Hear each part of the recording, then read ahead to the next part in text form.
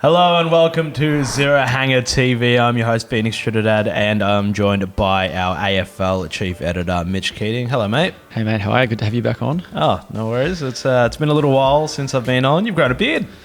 Yeah. You've grown a beard. Yeah, I was growing it until you came back on. So you're back now. I got to shave it. Right.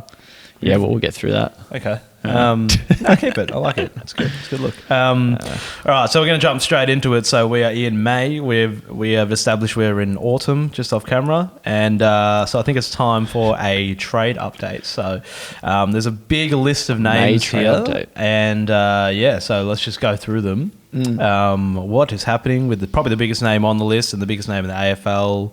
Actually, maybe not the biggest name in the AFL anymore, but Bailey Smith. Yeah, he's an interesting one. He's obviously a different case for most, given he's not playing this year. Seemed like there was probably doubt he was going to stay with the Bulldogs beyond this year, even last off season. So I don't think much of that's changed. I don't think he'd be there beyond this year. And I think the Dogs might be happy to pocket a first round pick, given they don't have their own this year as well. So they'll potentially get more than that in negotiations. They'll play pretty hard and they'd obviously want to keep him, but Collingwood, Hawthorn, some options for him. Geelong, I think, is the other one. So there's not going to be short of suitors. The other clubs will probably come knocking as well, I would have thought at some point. But my tip is he's probably not at the kennel next year. And Hawthorn are probably the club that has the best hand to offer. You look at, they'll probably have another top 5 pick. Collingwood don't have their first round pick. Geelong's pick, good chance it's outside the top 10. Could be outside the top 15 if they finish the season strong enough. I think the Dogs want just more than a top 10 pick, given they spent pick 7 on Bailey and 6 or 7 on Bailey 6 years ago, and he's been pretty solid for them. And his upside is huge. And then you talk about the marketability as well of someone like Smith. So I think worth more. Depends obviously what pick, but worth more than just than pick 10, I'd say. Yeah. So even with the ACL, still bare minimum top 10 pick. Well, clubs will do their testing and stuff, but you'd think he did it late last year, a whole season of rehab. The Dogs aren't going to rush him into anything because there's no return date for him this year at all. So you'd think that's more than enough time. That's a year and a pre-season to kind of get himself right. So that should be fine, I would have thought. But like I said, that's why it's such a curious case that it's a player who can only go off his last bit of form, which was last year, and probably wasn't the best footy he's played. So still young, plenty of upside, good value. I don't think, my tip is he wouldn't be at the Dogs next year. Yep. Interesting. All right. So next on the list are 2 Swans, Will Hayward and Logan McDonald. Yeah, 2 completely different scenarios for each. Will Hayward being a free agent, Logan McDonald being off contract and would have to be traded. Hayward's South Australian player, so from South Australia, so you'd assume both the Crows and Port would be keen, and would probably fit into both systems nicely. The Power probably just need more of that medium-sized forward, and Adelaide similar as well. I guess they've got their good talls, decent smalls, and maybe that man in the middle who can push a little bit up the ground as well would be nice for them. Obviously, both clubs in a contending window, you'd think, over the next few years, but that's the same as the Swans. Yeah. So you'd have to weigh up if you're potentially leaving a premiership contender for a club who's maybe a year or 2 behind them, and then probably can't rule out some Victorian clubs if it's if someone can offer a decent enough deal. But you'd think that Adelaide would have probably the most flexible salary cap out of the Crows, Power, and the Swans. And then over to McDonald, he's another one. So the Swans have done well to knock off signatures for Errol Goulden. They got Ollie Florent done and James Rowbottom done. So that's 3 of the 5. They're probably hoping to get knocked on the head this year. And Logan McDonald and Will Hayward are the other 2. And McDonald, obviously big law from WA. You'd think you'd have probably bigger deals and offers from both Freo and West Coast. And then the Freo are one who have 3 first-round picks this year. So as far as needing to get a trade done with Sydney, they can probably offer up maybe offer up a bit more. That is obviously depending on how they finish and how Collingwood and Port Adelaide finish with those 3 picks. Plus they've got their future first, whereas West Coast, their first pick is probably going to be the strongest out of out of all those on the table. But what else can they offer? Is it back-to-back? I don't know if West Coast would be wanting to give up their own first-round pick, let alone consecutive ones. So it's going to be interesting. Obviously, how both forward lines are kind of performing this year begs the question: do they definitely need to get Logan McDonald now, or will he sign like a 2-year deal and they can come back around again? Obviously, the Dockers have Jai Amos, Josh Tracy's in great form, and plus Luke Jackson, and West Coast have obviously got Jake Waterman playing absolutely fantastic football, and then Oscar Allen to come back in, and it's probably that Jack Darling replacement. So that's a pretty good 3 forwards if you swap Darling out for McDonald. But yeah, the Eagles would have to really consider whether they're going to want to get rid of their top pick this year to get Logan McDonald to the club. Yeah. All that being said, I don't think they're going to want to lose. The Swans aren't going to want to lose either of those because they're still very good players, obviously. Next one on the list, Elliot Yeo. Yeah, another free agent. It's a bit of an interesting one. I wouldn't think he leaves, but you probably weigh up, does he want to be contending in the final few years? Obviously, he's just getting his body fit again, albeit a bit sore on the weekend. But ideally, that's a short little hill to get over, and he's back playing the footy that he has to start the season. One of the form players of the competition across probably the opening 5 rounds, and even a little bit after that, he's been very solid for them. But yeah, the Eagles, if they can get decent compensation, do they kind of, what's he worth? Well, he won't be he won't be traded for, so it's kind of hard. But it just comes down to an offer and what he could get. And if you're a club, you're probably happy to pay up a little bit. The injury history brings his price down a little, but they could definitely they won't be happy about it, but maybe second round, maybe end of first round, I should say. He's like late 20s, isn't he? He's not. He'd be 30. He'd be 30. Yeah, so he'd be getting, a 2 or 2 year I'd say contract, a 2-year max. deal. One club might put up 3 years if they back in their high performance team, but that's an interesting one to see. I don't think he would leave, but there'd be some clubs who are in that window who need a bit of explosiveness through the middle, and maybe a bit more just experience in general. Like, he's a premiership player already, and could offer a few of the contending clubs some help through the middle. Going off what we've seen this year, it's just a matter of, does a club take the risk on a 2 to 3 year deal worth 700,000-800,000, and then would West Coast stand in his way if he was keen to leave, and how hard would they push to keep him as well, given they probably need to prioritise all their younger players, and he might not be there when they are eventually contending again. So, yeah, curious one. Yep. Interesting. I can't, my vibe, just going purely off vibes, I can't really see him leaving. No. But, again, depends what he's offered. Another big name, one that's getting talked about a lot, is Liam Baker. Yeah, so another kind of one that West Coast would be needing to deal with and around, given them and Freo have both been tied with him. Obviously, WA player, similar to Elliot Yeo, already has a premiership or 2 or 3 under his belt with the Tigers, so it's not like he's still chasing that. And you can look where Richmond are at the moment, a big kind of revamp phase under Adamuze. So I think you feel like if he goes to a club like West Coast, he's not taking too many steps back. Like, Richmond could be a contender this year if they were fit. That's I think that's fine to say. Whereas West Coast at their fittest are still probably in that bottom third. But things are starting to turn.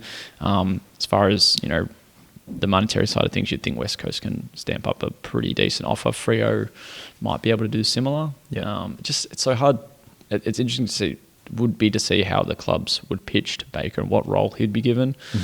Richmond, I think they like playing him forward. He's playing midfield at the moment, given they don't have many available, and I like him in the middle. But I think his best role is kind of that floating halfback, where he can just get his own ball and kind of offer it into the forward half. So, it's going to be interesting what kind of role he'd get. Obviously, Freo are stacked with midfielders, and West Coast have put a lot of draft capital into midfielders. Jimmy, Elijah Hewitt, and obviously Harley Reid as well. So, that's another one, obviously, that'll... I think he probably leaves. Sounds like he's a good chance to leave by a few reports. I think West Coast would be the right call.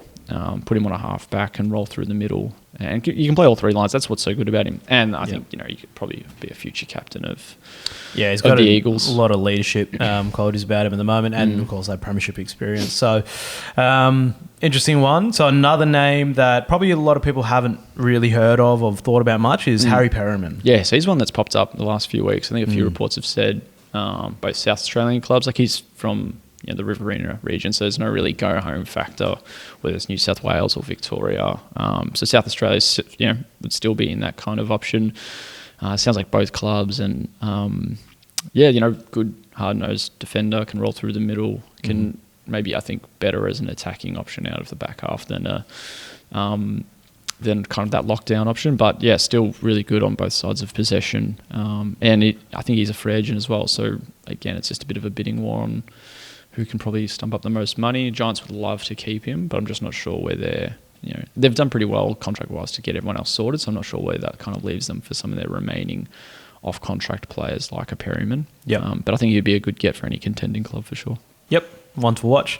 Last two names and some big ones. Hugh McCluggage. Yeah, well, obviously he's one of the 7 restricted free agents still unsigned, so that's usually will mean that there'll be some decent interest, and by decent I mean high price interest. And Hugh McCluggage is I was about to say one of the best outside midfielders, probably not at the moment, but I think he still has some decent room to grow, and there'd be a lot of clubs that would like a bit of that outside run to complement the inside midfield game. And obviously from country Victoria out west, from Ballarat, and there'd be wouldn't be short on suitors, and I think that'll push his price up a fair bit. You also have to take into consideration the new CBA is going to be having more and more $1 million players. So if he's on 7 figures, or 1.1 million, if people think it's probably overs for him, it's probably just going to be the new standard for a player of his kind of pedigree. So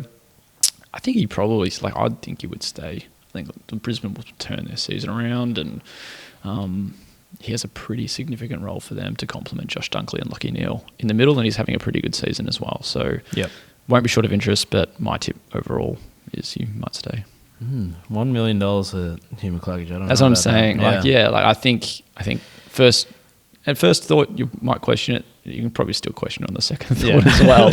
But it's probably that new standard. And if you're thinking you're signing a player on 5 years, at the end, in that 5th year, if he's on $1 million, it's probably going to feel more like it could be like $700,000, maybe $800,000 player, which is probably what he's worth, I'd say. Yeah. Definitely worth more than me. So, last one on the list, a question mark on it. This is an interesting one. Patrick Dangerfield. Yeah, I think this was 7 News that put this one up on Monday night. Yeah. That the Crows were kind of having a look at Danger. I don't hate it. That would be very interesting to see him go back. Given how the fans have kind of treated him since he left.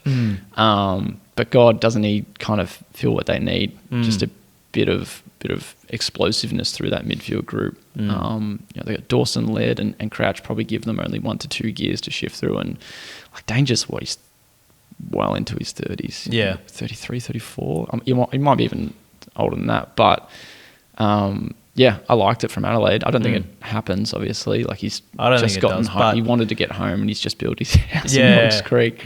It'd be 1-2 year deal if they wanted to give him something. But I'd imagine it could be, if he's got something lined up after footy, like a coaching role or that's something. The thing. He does seem like the type. He's a media guy, though, isn't he? Yeah. He does a lot of work with Channel he does. 7. Yeah. But he's also AFLPA president and stuff. I could see him getting into a coaching role or something after. I think it could work. It just seems like he's a foot in the door already for media. Yeah. And the best way to, I think, go about that would be in Melbourne or in Victoria. Yeah. So I love it from Adelaide. Geelong, I think would do everything they can to keep him around. Yeah. Interesting one for Danger. I don't think it happens at all. Probably doesn't get past the question, but I love it from Adelaide. I think it's a nice little one. They just need a bit more experience as well, maybe through the middle. And they lose Rory Sloane, who probably might not have played beyond this year despite his recent setbacks. But, big fan of it. I liked it. Yeah, I could see it. But then again, you sign him on and then he'd probably be out every few weeks or a couple of weeks. The thing. You have to manage him a lot, given that's what Geelong are already doing, and they've lost him to 2 hamstring injuries this year already. I think it'd be worth it just to see how the crowd reacts at Adelaide Oval, just because he's been booed pretty much every game. A few receipts popping up, but it'd be an interesting scenario to play out, but obviously a very unlikely one. Yeah, interesting. All right, cool. Well, that wraps it up for the trade update. Moving over now to our MVP voting, and Zach Merritt is now within 3 votes of leader Isaac Heaney. Pretty well deserved. We talked about him in our Hard Knocks segment yesterday. He's getting a lot more recognition, and I think it's pretty well deserved. Absolutely, yeah. And he's not like this young player anymore. Like he's pushing 30 soon, I think. But it's certainly that he's playing a similar game to what he's done the last few years. He's just doing it a lot better. And obviously I think that newfound leadership that he's got is playing a role in that as well. But yeah, fantastic. What do you have, 30-3 or something against the Eagles? So that sees him, I think he polled 17 votes. Probably a bit stiff, actually. Probably could have had a perfect 20. In my eyes, but 17 votes. I think him and Heaney are the only 2 players to have polled in every single game they've played in, which is obviously some feat, especially with the Bombers. Their record isn't as shiny as the Swans'. So just 3 votes behind Heaney. Max Gawn's the 3rd player to get the triple digits this year, so that's the top 3 at the moment. Caleb Sarong, 17 votes to his name. I think it was pretty evenly spread between him and Hayden Young and Luke Ryan in that win over Richmond. So that's that top 4 group is getting tighter and tighter. Isaac Heaney's had that lead, I think, since round 2. So he gets it for another week after he polled 8 votes. But Zach Merritt is coming quickly. Max Gawn has been, I think, polled in most games over the past month and a half. So, there's that chasing pack that's starting to, tighten the gap between Isaac Heaney and the rest of the competition. A few other highlights from the weekend. Nick Dacos, the only player to poll 20 votes. I don't think that happens often. That was just one player unanimously seen as best on ground for one particular game. I think we had 10 players poll at least 17 votes over the weekend. But Dacos into the top 10. He was in there earlier in the year, I think. And now, on 69 votes, equal 8th with Patrick Cripps. A few other big vote getters from the weekend: Dane Zorko, Jake Saligo, Jack Sinclair, Marcus Bontempelli and Zach Butters in the top 10 at the moment. Obviously, Butters has just strengthened his spot and Bont's back in the top 10. And then Luke Ryan, as we mentioned earlier, was also among those to poll pretty strongly from round 8. Yeah, good one. All right, moving over now to our rookie rankings, and Darcy Wilson, Caleb Winslow putting in the season best. Obviously, I'm a big fan of Caleb Winslow. I've been singing his praises since round 1, and on the weekend, I reckon he's got some Brownlow votes as well. Good chance. Kicked that nice goal at the end and kind of made up for one he missed earlier. But just as we've come to know, just ran all game, did really well against some pretty decent Geelong wingmen, and he just at the G just looks to thrive. Obviously a bit of a bigger paddock for him. But it's speed, it's kicking. It's what we kind of came to see from him at the Eastern Ranges last year as well, and hence why he was a top 7 pick at the national draft. So he was fantastic, and like you said, season best performance for him, and the same can be said for Darcy Wilson. So those two are now 3rd and 4th, both jump up a spot in our rookie rankings, and Wilson 30-3. One of just like an X factor effort for the Saints, and among their match winners, they kind of cruised to a win against the Roos, but he really stood tall. And even that big collision with was it George Wardlaw, got up, played on, and saw out the game. So that was a really decent effort from a guy in his first year, and his kilometres and GPS numbers are just off the charts, kind of like what Ollie Hollands was doing at Carlton last year. So those two are the 2 risers this week. Harley Reid holds his spot in 1. Colby McKercher probably closes that gap as well. In 2nd spot, and I think between those 4, it's probably the shortest gap between the top 4 that we've seen all season now. And then, just below them, obviously Sam Closey just drops a couple spots. Not a terrible game by any means, just the form of the other 2 was fantastic. And Will Graham probably holds his less touches, but still had 8 tackles. I think he's 2nd in the comp for tackles per game at the moment. For a first-year player, that's a pretty good effort. Yeah, I think it's going to be hard to knock Harley Reid off the top, especially when he's fending off 2 people in the space of 2 seconds. But Yeah, interesting one. And a couple of honourable mentions. A few of the mature age guys and a few debutants as well. So Lockie Sullivan was huge after he came on as the sub on Friday night. I think he was among the top 7 best performers from that point onwards in the game. Bruce Revel, a bit of a shout out to him in the Sunday night's Q clash. Just looks so at ease at senior level. Mikelty Lafau, another honourable mention. Obviously, he's been around for 6 games now, I want to say. Yeah. I really like the look at him. Yeah, he's well, he's another one who has really good GPS numbers. And for a guy of his size, to really just be running out the games at a high speed for long. Yeah.